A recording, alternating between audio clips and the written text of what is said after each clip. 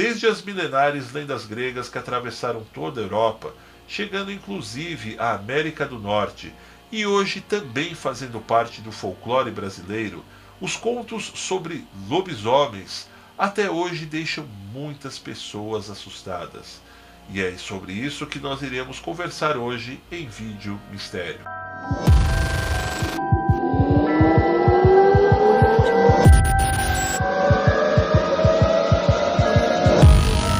Bem, meus amigos, antes de eu dar continuidade no tema principal de hoje, eu gostaria de estar deixando a dica aí para vocês dessa playlist que eu estou disponibilizando no link aqui bem abaixo, onde vocês poderão acompanhar todos os episódios da série Vídeo Mistério que nós começamos aqui no canal desde o ano passado.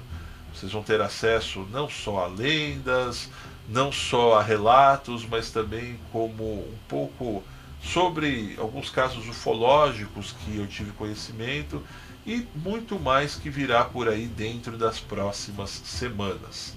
Porém, tema principal hoje, vídeo bastante pedido há um certo tempo pelas pessoas que acompanham o seriado, onde nós falaremos sobre lobisomens.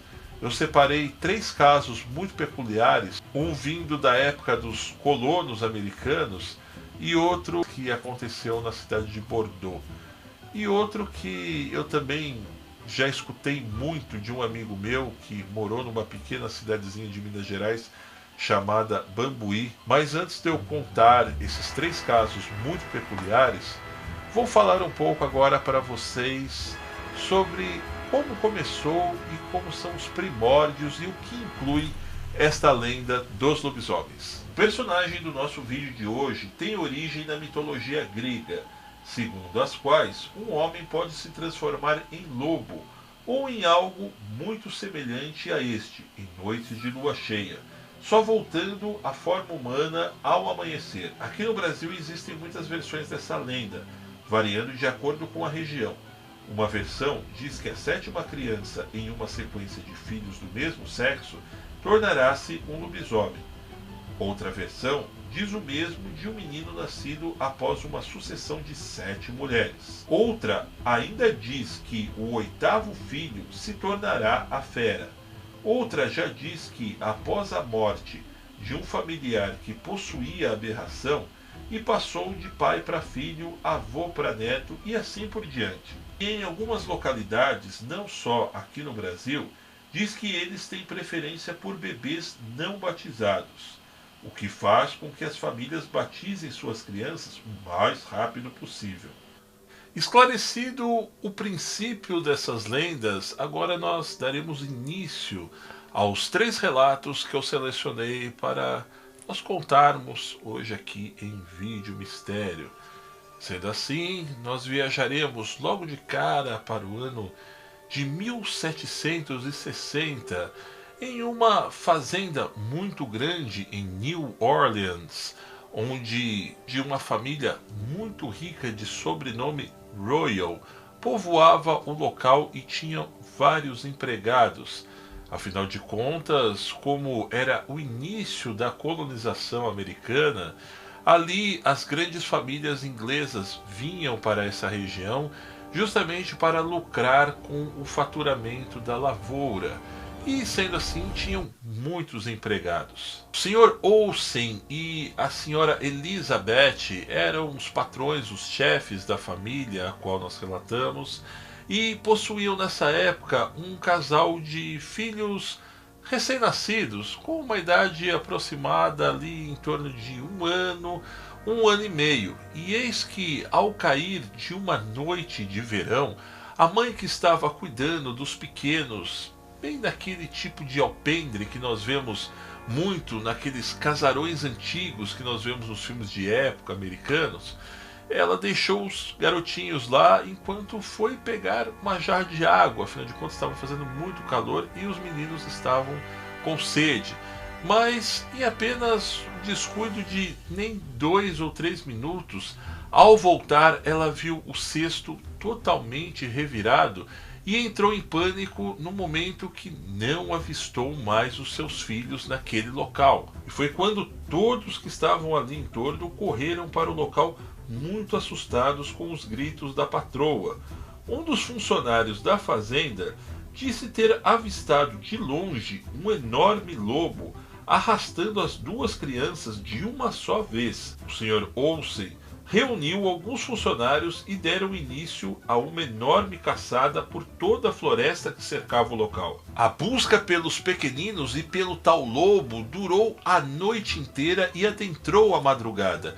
E eis quando o dia começava a nascer, eles avistaram uma trilha de vísceras que com certeza eram dos pobres coitados, que seguia justamente em direção ao estábulo da fazenda. Eles notaram que o lobo, ou a tal criatura, ou quem roubou as crianças, não tinha fugido para a floresta, e sim estava ali debaixo do próprio nariz deles. E eis que quando chegaram lá, avistaram o Sr. Richard, um homem que cuidava dos cavalos, dormindo completamente nu, meio aos outros animais. E o impacto foi maior ainda quando eles se deram conta que o homem, além de nu, ele estava totalmente coberto de sangue, como se ele tivesse lutado com algum animal e até mesmo estivesse ferido. Mas eis que quando o capataz chegou perto dele, abriu a sua boca e viu que ele estava com os dentes completamente cheios de carniça. E aquilo com certeza eram as vísceras dos garotinhos que ele havia devorado há alguns momentos atrás. E como a lenda do tal lobisomem já não era novidade pela América, imediatamente eles associaram o fato de que um outro funcionário relatou ter avistado um lobo arrastando as crianças pelo alpendre. Imediatamente o Sr. Olsen ordenou que o Sr. Richard fosse sacrificado, e não o bastante, pediu para que em seguida, após darem um tiro na cabeça dele, ele fosse queimado e suas cinzas fossem jogadas no rio. E já neste segundo relato, nós iremos comentar sobre um caso muito estranho que aconteceu na França, mas precisamente na cidade de Bordeaux, durante o ano de 1846. Moradores da época relataram que uma mulher recém-chegada da Inglaterra foi morar sozinha em um pequeno vilarejo daquela cidade. Logo causou muita estranheza a todos, pois sua aparência era muito sinistra, onde ela apresentava uma feição muito empalidecida e pelos que lembravam muito a uma barba masculina bem rala sobre algumas partes do rosto, aparentando ainda ter por volta dos seus 45 anos. E outro fato que causava muita estranheza é que ela dificilmente saía de casa durante o dia. Os vizinhos, muito espantados, perguntavam a todo momento quem estava morando naquela casa tão pequena que ficava o dia inteiro fechada e com as luzes apagadas durante a noite. Fato este que também começou a causar não estranheza, mas sim o deboche dos moradores mais novos, mais precisamente dos adolescentes, que começaram a colocar vários apelidos na mulher, tais quais como bruxa, aberração e outras coisas mais. Sendo verdade, mentira, ou até mesmo para endossar ainda mais a brincadeira que era feita por esses adolescentes, alguns outros vizinhos começaram a espalhar a notícia que escutavam uivos como de cachorros vindos diretamente da casa durante algumas madrugadas. E quando completou-se aproximadamente um mês que a mulher estava morando naquele local, os mesmos adolescentes tentaram aplicar-lhe uma espécie de um trote, pichando a porta de sua casa. Porém, a vizinhança acordou com gritos muito altos pedindo socorro. Assim, saíram para fora, porém já era tarde. Dois garotos, um de 14 e outro que tinha aproximadamente 17 anos, estavam dilacerados, um na barriga e outro com ferimentos fortíssimos na jugular. E a exata impressão era como se um leão tivesse feito aquilo. O primeiro fato que começou a causar muita estranheza é que todo o vilarejo se amontoou meio aos restos mortais dos garotos, tamanha era a curiosidade.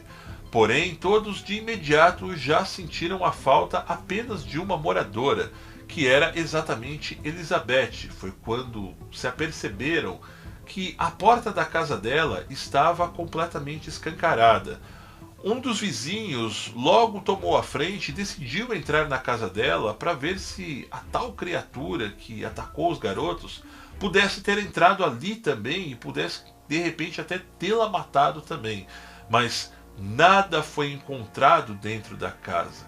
E para maior estranheza, Elizabeth, a partir desse dia, desapareceu completamente do local, não voltando sequer para pegar os seus pertences ou dar alguma satisfação para aquele que havia alugado a casa para ela. E ainda falando sobre o proprietário, que possuía várias casas na mesma vila, ele relatou que quando ela o procurou, pagou inclusive 2 meses de aluguel adiantado. Falava muito pouco, apenas o suficiente e ainda quando era perguntada.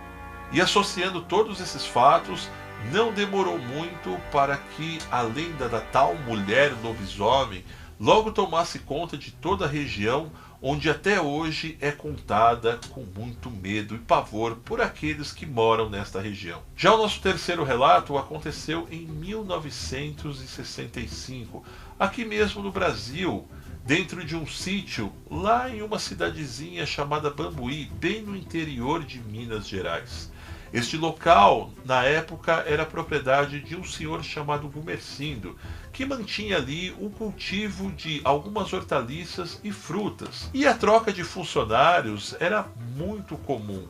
Assim também como comum também eram muitas pessoas que passavam por ali pedindo emprego.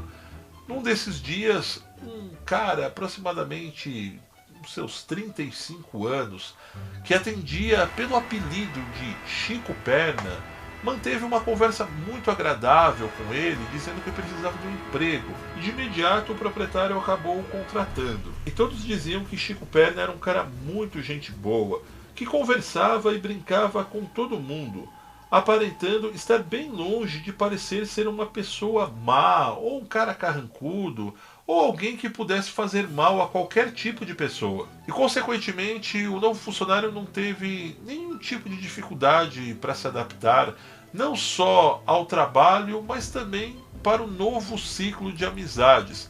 Todos gostavam do Chico, pois, como eu disse ainda há pouco, era um cara muito brincalhão e, acima de tudo, carismático. Porém, apenas um fato começou a chamar atenção e causar estranheza com os outros funcionários que dormiam com ele numa espécie de alojamento para funcionários que tinha no local. Em algumas noites, o Chico saía durante a madrugada sem falar nada com ninguém, sem nem mesmo mencionar antes que estaria saindo no meio da penumbra.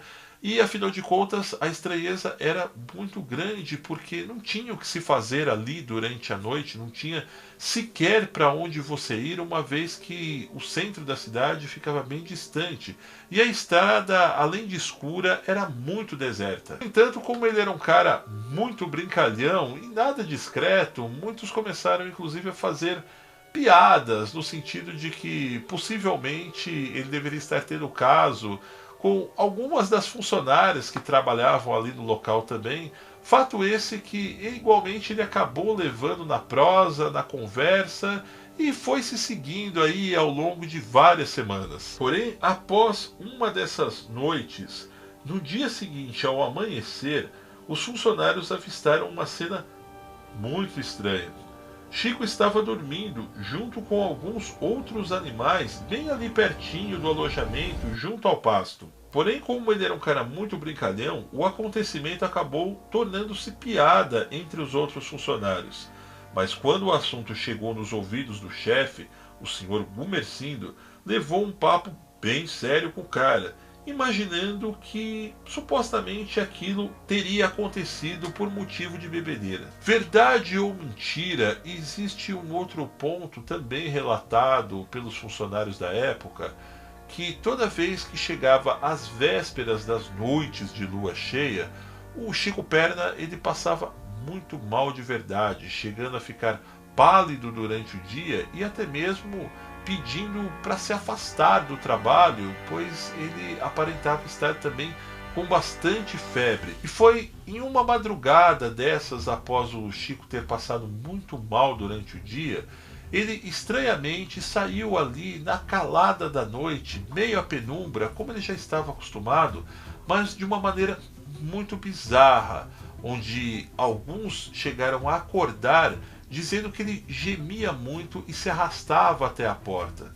Saiu totalmente desvairado e simplesmente desapareceu. Embora tenha causado uma certa preocupação por parte de alguns dos colegas que ali estavam no alojamento, já outros acalmaram a situação dizendo que simplesmente ele deve ter saído aí para vomitar, para tomar mais uma cachaça e logo logo ele estaria de volta. Porém, ao amanhecer, Chico não retornou, porém outro fato causou grande estranheza. Várias galinhas estavam mortas ao redor do sítio e um dos cachorros da propriedade também estava muito ferido. Um homem que morava na cidade e era muito amigo do seu Gumercindo chegou em seguida no sítio dizendo que tinha uma notícia muito ruim para lhe dar, que um de seus funcionários tinha sido encontrado morto no cemitério. Foi então que o senhor Gumercindo se encaminhou para a cidade e logo identificou Chico Perna, que tinha sido encontrado nu, muito ferido, como se tivesse brigado com outro animal, mas o motivo maior do óbito foi por ter batido a cabeça. A única suposta testemunha, o zelador do cemitério, disse que apenas escutou, durante a noite, algo como uma briga de cachorros, vinda da direção do local que Chico Perna foi encontrado. E como nos relatos anteriores, não demorou nada para que todos espalhassem mais uma lenda de lobisomem pelo local. Meus amigos, eu vou ficando por aqui em mais um vídeo mistério, deixando um pedido para que vocês possam se inscrever aqui no canal Fato Notícias, participar nos comentários e também não esquecer de deixar o seu joinha. Combinado? Um grande abraço e até o próximo vídeo mistério.